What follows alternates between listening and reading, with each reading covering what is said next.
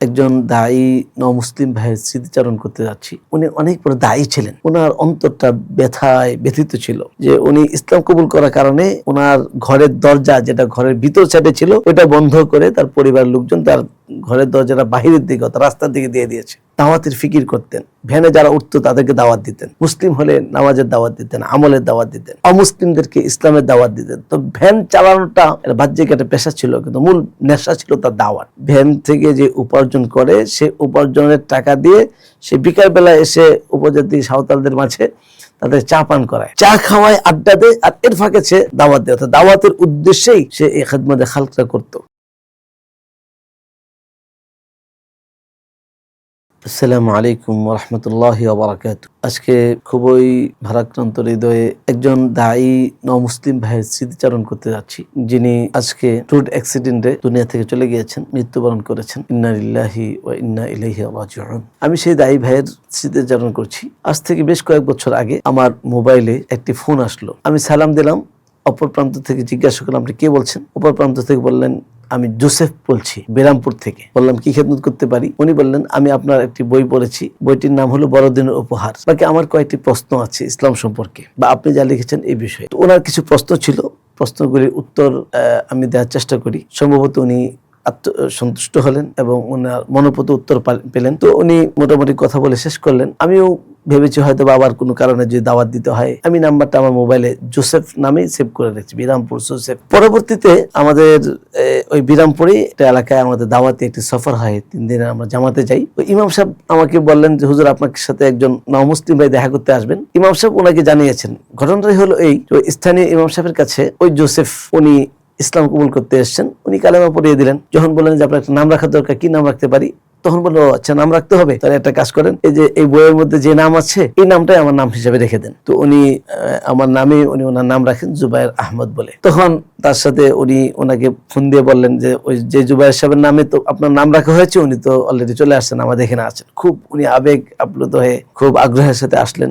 সাক্ষাৎ হলো, তার সাথে লম্বা কথা হলো। পেশা ছিলেন প্রথমে মেকানিক্যাল, সাইকেল ঠিক করতেন। পরবর্তীতে উনি একটা গাড়ি, ভ্যান গাড়ি কিনেছেন বা বানিয়েছেন। তো ওই ভ্যানটাই উনি চালাতেন। কিন্তু মজার বিষয় হলো, উনি অনেক বড় দায়ী ছিলেন। ওনার অন্তরটা ব্যথায় ব্যথিত ছিল। দাওয়াতের ফিকির করতেন, ভ্যানে যারা উঠতো তাদেরকে দাওয়াত দিতেন, মুসলিম হলে নামাজের দাওয়াত দিতেন, আমলের দাওয়াত দিতেন, অমুসলিমদেরকে ইসলামের দাওয়াত দিতেন। তো ভ্যান চালানোটা এটা বাহ্যিক একটা পেশা ছিল, কিন্তু মূল নেশা ছিল তার দাওয়াত। কেমন দাওয়াত ছিল আমি আপনাদের সামনে 2-3টি স্মৃতিচারণ করছি। একবার আমরা বিরামপুর, ওনার বাড়ি দিনাজপুর বিরামপুর থানা, তো ওইদিকে আমাদের সফর হয়েছে। উনি আমাদেরকে বারবার দাওয়াত দিচ্ছিলেন যে, হুজুর আসেন। উনি অনেক ভাই বোনদেরকে, যারা উপজাতি সাঁওতালদের মধ্য থেকে অনেকে উনি দাওয়াত দিয়ে ইসলামের ছায়াতলা নিয়ে আসছেন। আমি একবার গেলাম, তো উনি আমাকে বিভিন্ন মুসলিম ভাই, উনার মাধ্যমে যারা ইসলাম কবুল করেছে, বা বিভিন্ন মুসলিমদের বাড়িতে আমাকে নিয়ে যাচ্ছেন তাদের সাথে দেখা করার, খোঁজখবর নেওয়ার জন্য। আমি বললাম, ভাই, আমি আপনার বাড়িতে যেতে চাই। কিন্তু উনি ওনার বাড়িতে নিচ্ছেন না, উনি অন্যদের ফিকির করছেন। তো আমি ওনার বাড়ি বারবার চাপ দেওয়ার পর ওনার বাসায় নিয়ে গেলেন। গিয়ে দেখলাম যে চিত্রটা আমার চোখের সামনে আসলো। সেটা হলো যে উনি ইসলাম কবুল করার কারণে ওনার ঘরের দরজা, যেটা ঘরের ভিতর সাইডে ছিল, ওইটা বন্ধ করে তার পরিবারের লোকজন তার ঘরের দরজাটা বাহিরের দিকে, রাস্তার দিকে দিয়ে দিয়েছে। অর্থাৎ সে ওখান থেকে তার ঘরে যায়, রাত্র থাকে, খুব স্বাভাবিক সাদামাটা জিন্দেগি, আর বাহিরে খায় বা কখনো নিজে পাক করে খায়। তারপরও তিনি প্রথমে একটু ছিল, পরবর্তীতে আলহামদুলিল্লাহ তার পরিবারটা অনেক কাছাকাছি হয়েছে। উনি ওনার পরিবারের লোকজনকে দাওয়াত দিয়েছে, আমাদেরকে নিয়ে তার আত্মীয় স্বজন অনেকের কাছে গিয়েছে, ওনার ছেলে নাতি তাদের কাছে নিয়ে গেছে দাওয়াত দেওয়ার জন্য।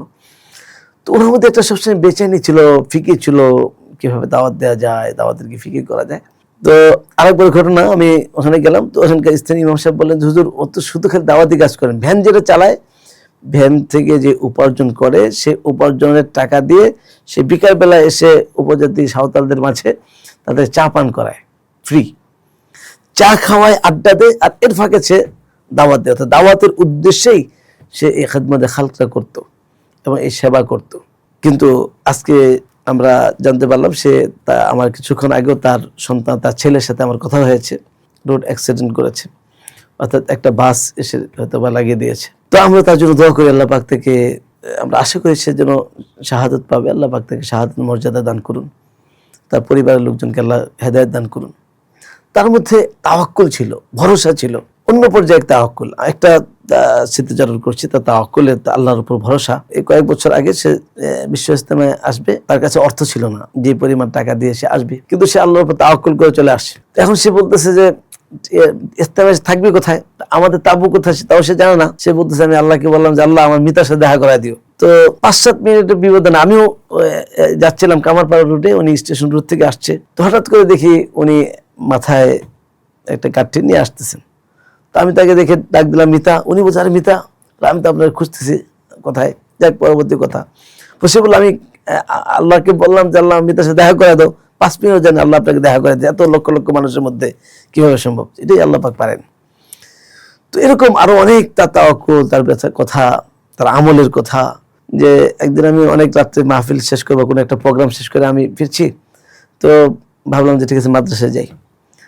তো মান্ডায় গেলাম, গিয়ে দেখি সাথীরা আমাদের যারা পড়ে ওলামায়ে কেরাম, তো অনেকেই ঘুমাচ্ছে, আর সে দাঁড়িয়ে তাহাজ্জুদের নামাজ পড়ছে। আমরা সেই একজন দায়ী ভাইকে হারালাম, একজন দায়ী নও-মুসলিম ভাইকে হারালাম। আল্লাহ সুবহানাহু ওয়া তাআলা তাকে শাহাদাতের মাউত দান করুন, মাকাম দান করুন। আল্লাহ পাক তাকে জান্নাতের সুমাকাম দান করুন। এবং সে যে দাওয়াতের যে ফিকির, আজকে একজন নও-মুসলিম ভাই হয়ে সে তার জাতিকে বাঁচানোর জন্য এত তরব ফিকির ছিল, যেটা আমাদের দায়িত্ব ছিল যে আমরা অমুসলিম ভাই থেকে দাওয়াত দিব। আল্লাহ পাক আমাদেরকে পাঠিয়েছেন এই কাজ মিশন দিয়ে।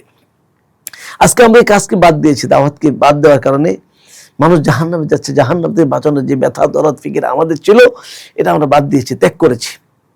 পক্ষান্তরে আল্লাহ সুবহানাহু ওয়া তাআলা বলেন ইন তাতাওয়াল্লাউ, তোমরা যদি তোমাদের কাছ থেকে ফিরে যাও, ইয়াস্তাবদিল কওমান, এইরকম তোমাদেরকে বাদ দিয়ে আরেকটা জাতি পরিবর্তন করে আনবে, আর তারা তোমাদের মতো হবে না। মনে হচ্ছিল এই সমস্ত নও-মুসলিম ভাইদেরকে দেখে যে আল্লাহ পাকের আয়াত বাস্তবায়ন হচ্ছে। আসুন আমরা আমাদের এই অমুসলিম ভাইদেরকে দাওয়াত দেই, নও-মুসলিম ভাইদের, এবং তাদের মধ্যে যে ব্যথা দরদ, সেই ব্যথা দরদ আমরা নেই, এবং আমরাও যেন আমাদের প্রতিবেশী অমুসলিম ভাইদেরকে দাওয়াত দিতে পারি, তাদেরকে চিরস্থায়ী জাহান্নাম থেকে বাঁচাতে পারি, সে ফিকির আমরা করি। আল্লাহ পাক আমাদেরকে তৌফিক দান করুন। আবারও আপনাদের কাছে আমার মিতা নও-মুসলিম জুবাইর ভাই রহমতুল্লাহি আলাই, ওনাকে আল্লাহ পাক কবুল করুন। ওনার জন্য দোয়া চাই, বিশেষ করে ওনার পরিবারের জন্য দোয়া চাই। ওনার ছেলে মেয়ে, আত্মীয় স্বজন যারা এখন ইসলাম কবুল করেনি, আল্লাহ পাক যেন তাদেরকেও ইমানের স্বাদ আস্বাদন করার তৌফিক দান করেন, ইসলামের সুশীতল ছায়াতলে আশ্রয় গ্রহণ তৌফিক দান করেন। ইমানের মতো মহান নিয়ামত আল্লাহ পাক যেন তাকে দান করেন। ওয়া আখিরু দাওয়ানা আলহামদুলিল্লাহি রাব্বিল আলামিন। আসসালামু আলাইকুম ওয়া রাহমাতুল্লাহি ওয়া বারাকাতুহু। সব কিছু ছেড়ে আমাদের সাথে